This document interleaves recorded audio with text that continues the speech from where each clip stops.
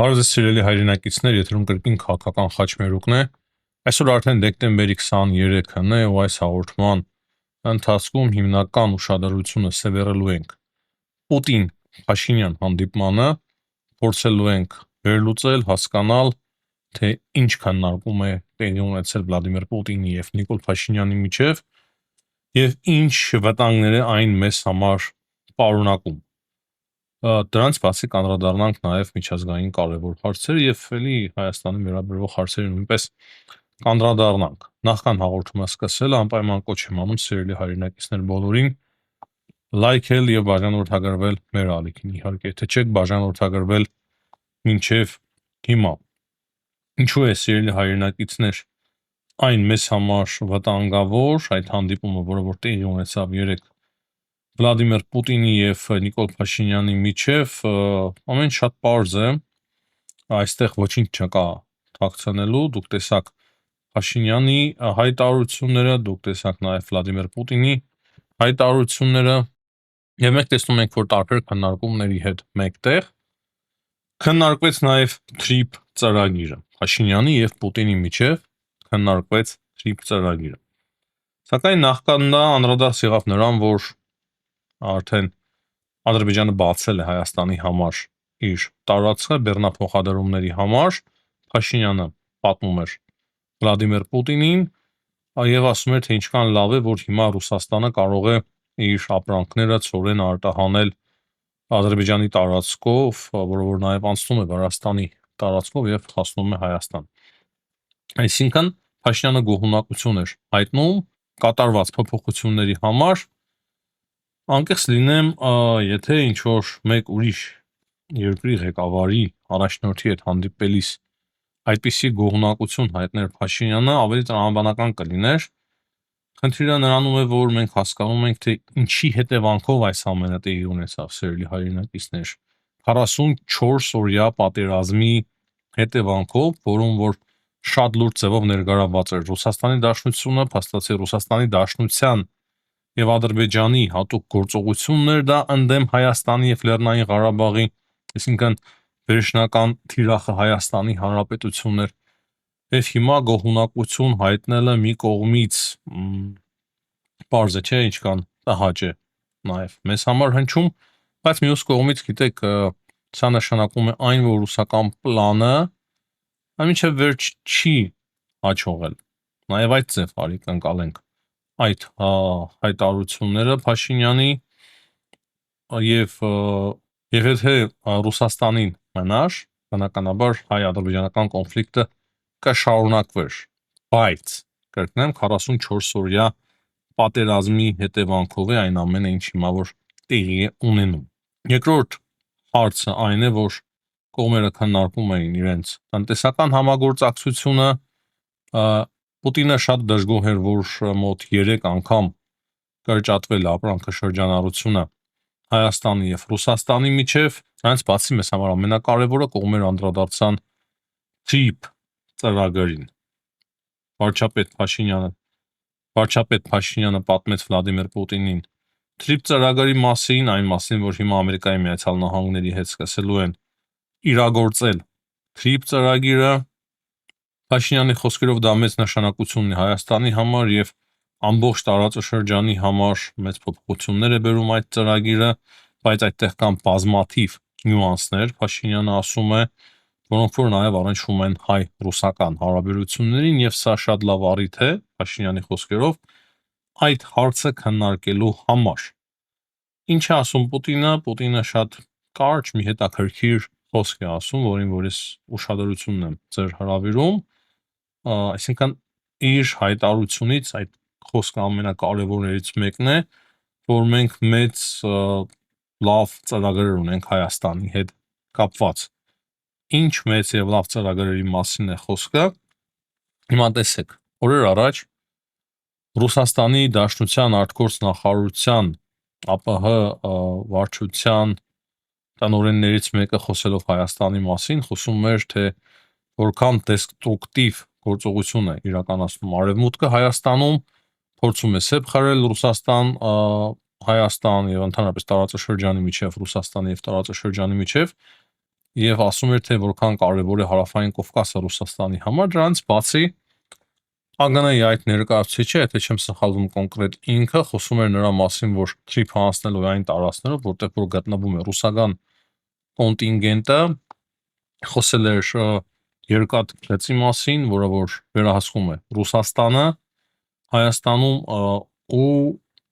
այս հայտարարություններից հետո հիմա տեղի ունենում Պուտինի եւ Փաշինյանի հանդիպումը ԱՊՀ երկրների այդ ոչ ֆորմալ հանդիպման շրջանակներում։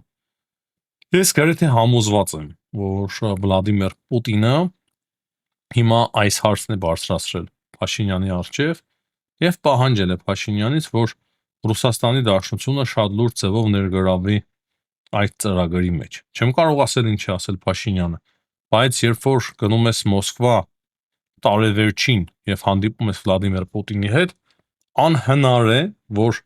Վլադիմիր Պուտինը այդ կոնկրետ հարցը չբարձրաձայնի քո առջև, կոնկրետ հարց կա, բարձրաձայնում է, պահանջներ է ներկայացնում եւ մենք ուղղակի կարող ենք ենթադրել, թե ինչ պահանջներ է ներկայացնում Ռուսաստանի Դաշնությունը։ Եթե հաշվի առնենք Ռուսաստանի արտգործ նախարարության մեջ այդ Պաշտոնյայի հայտարարությանը Հայաստանի մասով եւ կոնկրետ թրիփի մասով, կարծում եմ շատ բան պարզ է դառնում։ Ռուսաստանը կրկին պահանջում է Հայաստանի Հանրապետությունից, որպեսզի Ռուսաստանի Դաշնությունը ինքը վերահսկի այդ ճանապարհը։ Ասում է, կառուցում եք ամերիկացիների հետ ինչ ուզում եք, կառուցեք, բայց այդ ճանապարհի վերահսկողությունը իրականացնելու է Ռուսաստանի Դաշնությունը իր զինված ուժերով։ Իրենք դա են պահանջում, սիրելի հայրենակիցներ։ Լավ է թե վատ դատեք ինքներդ, ես հիմա ես չեմ խոսում լավից, վատից։ Ես խոսում եմ ուղղակի այն ամենից, ինչը որ ներկայացրել է Վլադիմիր Պուտինը Նիկոլ Փաշինյանին, եւ սա մեր վերլուծության արդյունքը է, ես հստակ արդեն հաղում եմ անում, թե ով ինչ է ասել, թե Պուտինի խոսքերը մեջ բերեցի, թե Փաշինյանի խոսքերը, որ կան բազմաթիվ նյուանսներ, որոնք որ առնչվում են հայ-ռուսական հարաբերություններին եւ Պուտինի այն խոսքերը, թե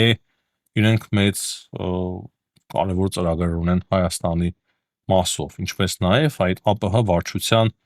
տնօրենի հայտարարության։ Էլի բազմաթիվ հայտարարություններ եղել են մինչև դա եւ այդ ամենը իրար միացնելով մենք ստանում ենք մեկ պատկեր։ Սակայն ամենայն հավանականությամբ Նիկոլ Փաշինյանի պատասխանը պետք է որ եղած լինի այն, որ յուրաքանչյուր փոփոխություն TRIP ծրագրում պետք է համաձայնեցվի Ամերիկայի Միացյալ Նահանգների հետ եւ Հայաստանի Հանրապետությունը ըստ ստորագրված փաստաթղթերի միայնակ ոչինչ չի կարող որոշել։ Ոչ մի որոշում միայնակ չի կարող կայացնել Հայաստանի Հանրապետությունը։ Սա է իմ համոզումը, սիրելի հայրենակիցներ, չեմ ուզում երկարացնել այս թեման։ Եթե ունենայինք ավելի շատ տեղեկություններ, բնականաբար շատ ավելին կխոսեինք այս թեմայից, բայց հիմա ինչ ունենք, կոնկրետ դրանից ենք խոսում։ Կրկնեմ, Փաշինյանի պատասխանը Պուտինին ամենայն հավանականությամբ դա եղած կլինի, իսկ Պուտինը միանշանակ պահանջել է, որ Ռուսաստանի Դաշնությունը վերահսկի TRIP-ը։ Ես դրանում գրեթե համոզված եմ։ Ահա այս ֆոնի վրա, սիրելի հայրենակիցներ, շատ ակտիվ գործընթացներ են տեղի ունենում Հայաստանի ներսում, գիտեք, եկեղեցու հետ կապված իրավիճակը այսօր նաև հայտնի դարձավ, որ Վիրահայոց թեմի առաջնորդին փաստացի նոր նշանակում է սպասում Կտրիշ Ներսիսյանը տանում հետևյալ հոգևորականին Կիրակոսին բարձրագույն եկեղեցական խորհրդի մեջ։ Առաջին անգամ չէ, որ մենք ականատես ենք եղել Կիրակոս այդ սրբազանի հակահայ, հակաիշխանական հայտարարությունները Վիրահայոց թեմի անունից եւ դրանից բացի տեսանք նաեւ իշխանամետ լրատվամիջոցների հրապարակումները իր մասին, իր իսկ լուսանկարներով։ Այդ ամենը պարզ է, սիրելի հայրենակիցներ, սակայն նաեւ խնդիրը այն է, որ այդ հայ Կիրակոսին ես երբեք չեմ տեսել որպես բարձրաստիճան հոգևորականի։ Կրկնեմ, շատ լավ եմ ճանաչել եւ ճանաչում Վազգեն եպիսկոպոս Միրզախանյանին, ով Վիրահայոց թեմի առաջնորդ էր, ասեմ, որ եթե կողքի դնենք հոգևոր մասը, մենք խոսենք նրա որպես հայ հասարակական գործչի մասին, ապա ասեմ, որ չափազանց ակտիվ հասարակական գործունեությամբ էր զբաղվում Վազգեն եպիսկոպոս Միրզախանյանը շատ հաճախ այցելում էր նաև Ջավախ, գալուց Ջավախ շատ անգամ զանգահարում էր, հանդիպում էինք, զրուցում էինք, այսինքն շատ ակտիվ հոգևոր առաջնորդ էր, ով որ շատ ակտիվ հասարակական կյանք էր նաև վայելում, նրա շնորհիվ ակտիվ սկսեց գործել։ Հայարտունը վերանորոգվեց Սուրբ Գևորգ եկեղեցին, վերակենդանացավ Թբիլիսի հայ համայնքը։ Ես մեծ վստահությամբ կարող եմ խոսել այս մասին։ Կրկնեմ, հոգևորի մասին ես չեմ խոսում եւ ցանկություն չունեմ խոսել, բայց փաստը այն է, որ տվյալ մարդը ունենալով համապատասխան հայրենասիրություն եւ ակտիվություն ակտիվացրեց նաեւ վիրահայոց թեմը եւ հայ համայնքը վիրահայոց թեմի։ Իսկ այս հայր Կիրակոսից մենք երբեք ոչինչ չտեսանք։ Ու կրկին մնում եմ սիրելի հայրենակիցներ, ես իմ այն կարծիքին, որ բավարար է եկեղեցու հետ արդեն խաղեր խաղալ, եկեղեցին զբաղեցրած այդ ոչ հոգևորականները վեղարի ներքո պետք է ազատեն Սուրբ Էջմիածինը եւ Մայրաթող Սուրբ Էջմիածինը պետք է վերադառնա հայ հասարակության։ Եվ մեկ կարևոր տեղեկություն եւս, սիրելի հայրենակիցներ, քանի որ անդրադարձանք հոգևոր թեմային, հիմա փաստացի թուրք ազգայնականները միավորվել են հայ ազգայնականների հետ, բայց ի տարբերություն հայ ազգայնականների ես համոզված չեմ, որ թուրք ազգայնականները ծառայում են Ռուսաստանի Դաշնության KGB-ին, բայց այնուամենայնիվ իրենց ծրագրերը հիմա համընկնում են Թուրքիայում հրապարակվող իրենց մամուլը, իրենց կողմից հրապարակվող մամուլը գրում է, թե իբր Էրդողանի խաղերն են այն խաղերը, որոնք որ տեղի են ունենում Սուրբ Էջմիածնի շուրջ եւ դրա համար Փաշինյանը ուզում է հեռացնել Կատրիշ Ներսիսյանին, որպեսզի Էրդողանի թելադարանքով ինչ որ մեկին նշանակի ամենայն հայոց կաթողիկոս։ Ամենայն պատասխանատվությամբ հայտարարում եմ, ունենալով համապատասխան փորձագիտական, որ դա սուդ է եւ հիբրիդային պատերազմի մաս։ Նման բան ուղղակի չի կարող լինել։ Դա աբսուրդ է, բացարձակ աբսուրդ։ Միայն դրան կարող են հավատալ նրանք, ովքեր որ մանկամիտ պատկերացումներ ունեն քաղաքականության մասին։ Բայց փաստը այն է, որ թուրք ազգայնականները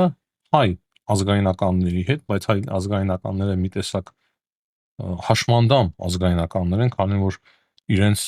իրենք առաջնորդվում են Ռուսաստանի ՖՍԲ-ի թելադարանքներով, բայց միավորվել են միասին եւ այդպիսի տեղեկություններ են տարածում, որպեսզի վնասեն հայկական պետականության։ Իրենց շահերը դե բնական է։ Համընկնում են թուրք ազգայնականների Հայաստանում գործող ազգայնականների, որոնք որ կրկնեմ ՖՍԲ-ի ազդեցության տակ են գործում։ Դրա համար սիրելի հայրենակիցներ ոչ մի բանակայում չհավատաք այդ հրապարակումներին։ Սակայն այն, ինչին պետք է հավատալ, դա այն է, որ թուրքական մամուլը հիմա հրապարակում է, որ Ալիջա անցակետում, թուրք-հայկական անցակետում սկսվել են տեխնիկական լուրջ աշխատանքներ եւ ուսումնասիրություններ, ինչը վկայում է այն մասին, որ շատ հնարավոր է մոտ ժամանակներս եւ ամենայն հավանականությամբ ամանորյա տոներից հետո հայ-թուրքական սահմանը բացվի։ Այդ մասին ակնարկեց նաեւ Էրդողանը օրեր առաջ եւ ես ակնկալում եմ, թե օրերի մասին չենք կարող խոսել բնականաբար, բայց ամանորից հետո որ թուրք-հայկական սահմանը կբացվի։ Կարող է դա տեղի ունենա հունվարին, կարող է դա տեղի ունենա փետրվարին, բայց կարծես թե նման բան տեղի է ունենալու։ Ամեն ինչ վկայում է եւ խոսում է կոնկրետ այդ մասին։ Եվ մենք տեսնում ենք, թե հիմա ինչպես արագ է լարվում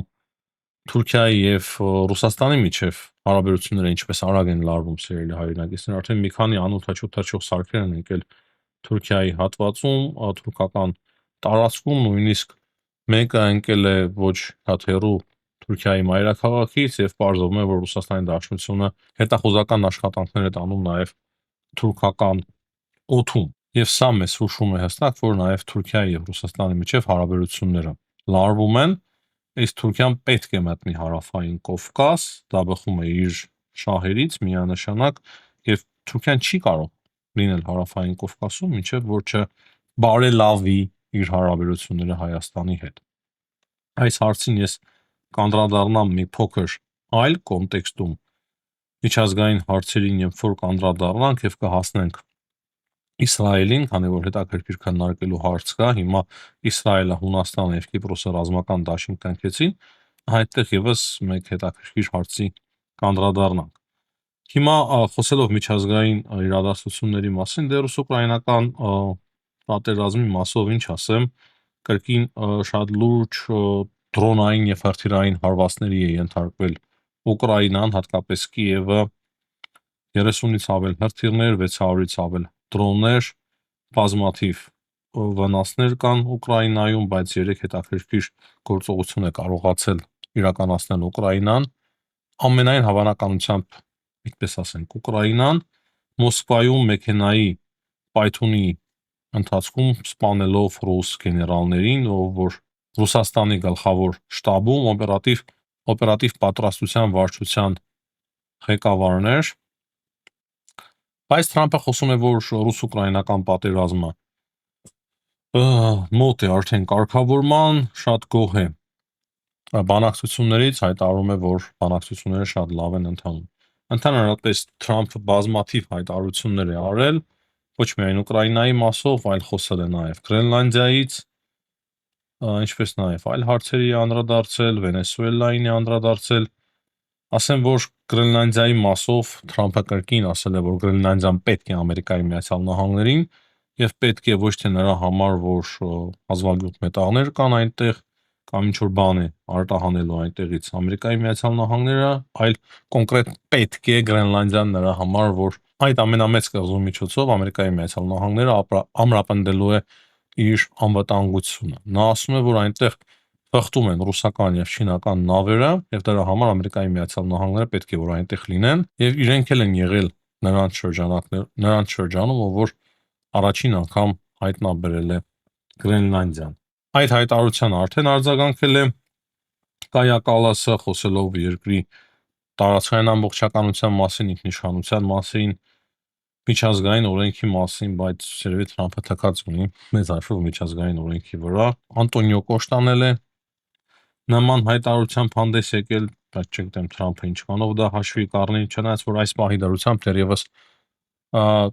քաղաքական հայտարարություններ են Թրամփի կողմից արվող հայտարարությունները, բայց դրանք երկրաշարժի էֆեկտ ունեն միշտ։ Դրա համար հիմա խառն են Եվրոպայում եւ անում են շատ արագ հայտարարություններ։ Իսկ Վենեսուելայի մասով Թրամփը ասել է, որ եթե ուզում է Մադուրոն կոշտ խաղ խաղալ, ապա պետք է հաշվի առնի, որ դա իր վերջին խաղը կարող է լինել, այսինքն Վենեսուելայի նախագահային հստակ կոչ է արել հեռանալ եւ եթե նա չհեռանա, չի բացառել, որ այդ ամենը կարող է տեղի ունենա ռազմական ճանապարհով։ Թրամփը խոսել է նաեւ այդ Էփշտեյնի ֆայլերի մասին, հետաքրքիր ձևով ասում են, թե տարբեր փորձագետների կողմից լսել եմ այն, որ Թրամփի նկարները շատ արագ ձևով անհետանում են, չնայած որ Ամերիկայի Միացյալ Նահանգների դատախազությունը ասում է, որ ամեն ինչ հրապարակվելու է։ Թրամփն էլ ասել է, որ բարեբախտաբար իր նկարները չկան այդ կղզում հրապարակված այդ նկարներից Էփշտեյնի կողմից կազմակերպվող այդ երեկոների ընթացքում, բայց նա ասում է, որ ես կարծում եմ շատ գեղեցիկ է եղել այդ Էփշտեյնի կղզին, հետաքրքիր չէ մարդը Թրամփը։ Հետաքրքիր հայտարարություններ է անում։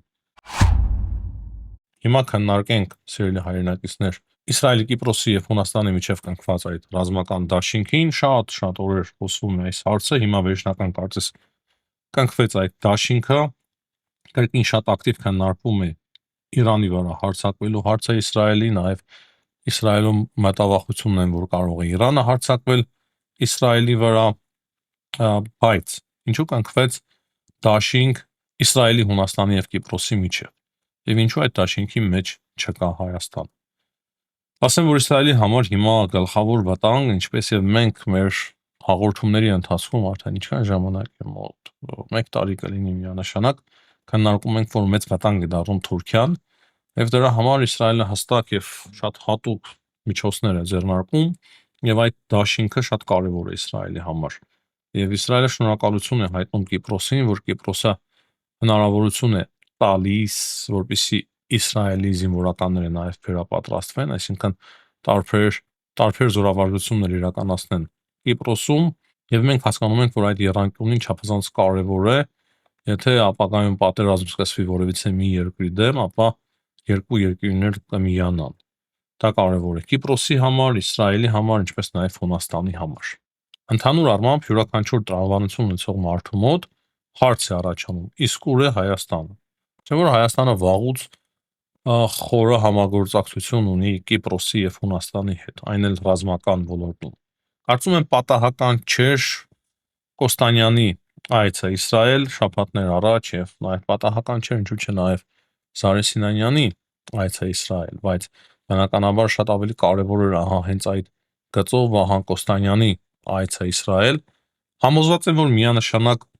այդ հարցը քննարկվում է, միանշանակ Հունաստանից եւ Կիպրոսից այդպիսի առաջարկ եղած կլինի Հայաստանի Հանրապետությանը, հնարավոր է նաեւ Իսրայելից, Իսրայելը միանշանակ կցանկանար, որպեսզի այդ դաշինքի մեջ ներգրավվեր Հայաստանը, դա շատ տրամաբանական կլիներ, բայց այս պահի դրությամբ, երբ որ Թուրքիայի եւ Հայաստանի միջև հարաբերությունների նորմալացում է տեղի ունենում, եթե Հայաստանը հայտնի տվյալ դաշինքի մեջ, միանշանակ ամանորից հետո դե պարզ է, հայ-թուրքական սահմանը չի բացվի